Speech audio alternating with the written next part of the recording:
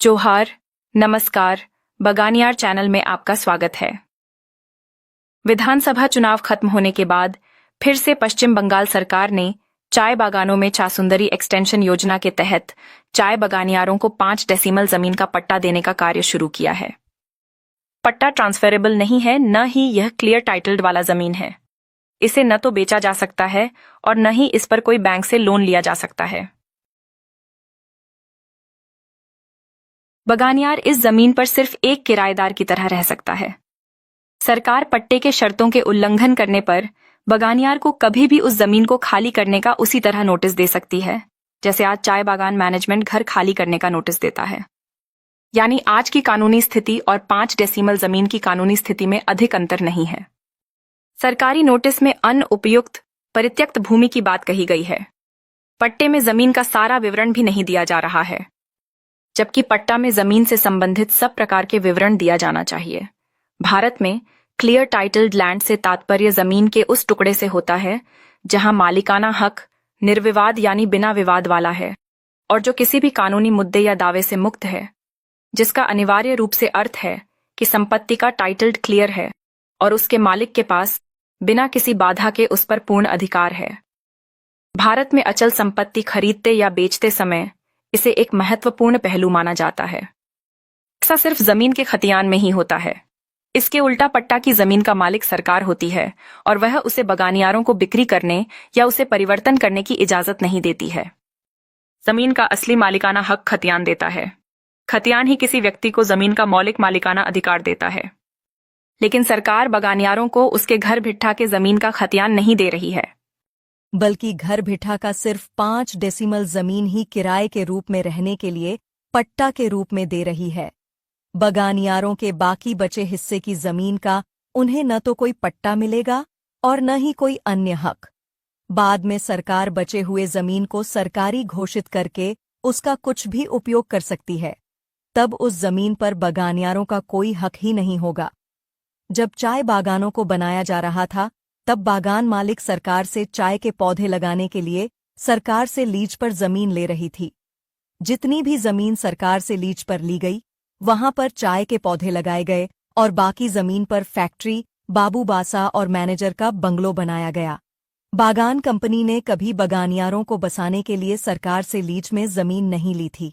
Dwarfs तराई में 1865 ईस्वी से बागान बनाए गए और आदिवासी और गोरखा बगानियार चाय बागान के बाहर घर और गांव बसाकर रहने लगे और दिन में चाय बागान में काम करने लगे।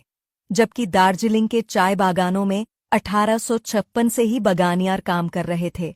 तब चाय बागानों में कोई क्वार्टर नहीं होते थे। बगानियार चाय बागानों के आसपास के जंगलों को साफ करके या सस्ती जमीन खरीदकर अपने गांव घर बनाए थे। देश की आज़ादी तक ऐसे ही जिंदगी चलती रही। बगानियार हमेशा अपने गांव बस्ती में रहते थे और पास के बागानों में कार्य करते थे। 1951 में सरकार ने द प्लांटेशन लेबर एक्ट बनाया और उसमें बागान कंपनियों को मजदूरों के लिए क्वार्टर बनाकर देने का प्रावधान किया। कंपनी के पास क्वार्टर बनाने के लिए जमीन नहीं थी, न ही रुपये। तब सरकार ने 1953 के कानून the West Bengal Estate Acquisition Act के द्वारा बगानियारों के गांव बस्ती की जमीन को उनके अनुमति के बगैर ही अधिग्रहित करके बागान कंपनी को क्वार्टर बनाने के लिए दे दिया और साथ में क्वार्टर बनाने के लिए उसका लागत का 33% केंद्र सरकार ने और 33% रुपये राज्य सरकार ने सहायता के रूप में दिया। अधिग्रहित जमीन पर क्वार्टर बनाए गए और मजदूरों को रहने के लिए दिए गए। बागान कंपनी मजदूरों की कमाई से क्वार्टर का किराया वसूलता रहा, लेकिन सारे बागानों में आज भी पक्के क्वार्टर सभी को नहीं दिए गए। जमीन अधिग्रहण के बाद सरकार को उस जमीन का मुआवजा बगानियारों को देना था, लेकिन वह भी नहीं दिया। भारतीय कानून के अनुसार यदि सरकार जमीन अधिग्रहण करके उसका मुआवजा नहीं देती है तो वह अधिग्रहण की प्रक्रिया अधूरी रह जाती है। यानी कानूनी रूप से वह जमीन अभी भी बगानियारों की ही है, लेकिन सरकार उस पर कब्जा जमाकर उसे बागान कंपनियों को लीज पर दे दी है। असल में वह जमीन मजदूरों के पुरखों की थी और उस पर अब उसके बेटी बेटियों का अधिकार होना चाहिए। सरकार को उस जमीन को बगानियारों को वापस कर देना चाहिए, लेकिन वह मजदूरों की मांग को अनसुना करके उन्हें किराए में रहने वाला 5 डेसीमल जमीन दे रही है, जो कि बहुत गलत है। 5 डेसीमल जमीन देने का नियम बांग्लादेश से आए हुए शरणार्थियों को देने के लिए बनाया गया था, लेकिन उसे भारत के मूल निवासियों को देने का प्रयास किया जा रहा है। भारत के मूल निवासी बाहर देश से आए हुए रिफ्यूजी नहीं हैं। उसके साथ ऐसा अन्याय नहीं किया जाना चाहिए। उन्हें तो उनके घर भिट्ठा की पूरी जमीन का खतियान दिया जाना चाहिए। लिमिटेशन एक्ट 1963 के एडवर्स पोजेशन के अनुसार उन्हें अपनी जमीन का खतियान पाने का हक है, लेकिन 5 डेसीमल जमीन और रुपये लेने से उनका एडवर्स पोजेशन अधिकार खत्म हो जाएगा। उन्हें अपने जमीन का खतियान मिलेगा तो उसकी जमीन का मूल्य 10-20 लाख से भी अधिक होगा और उस पर वह कुछ भी बिजनेस कर सकता है, लेकिन सरकारी पट्टे की जमीन पर वह सिर्फ एक किराएदार बनकर रह जाएगा।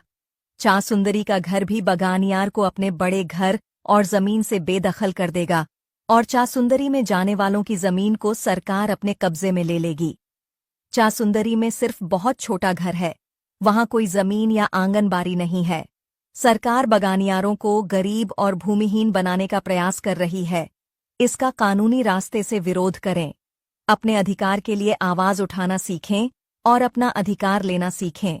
बगानियार न्यूज आपके अधिकार के लिए लगातार आवाज उठा रहा है। इसे समर्थन दें। इसे नीचे दिए गए सब्सक्राइब बटन को दबाकर सब्सक्राइब करें। जोहार, नमस्कार।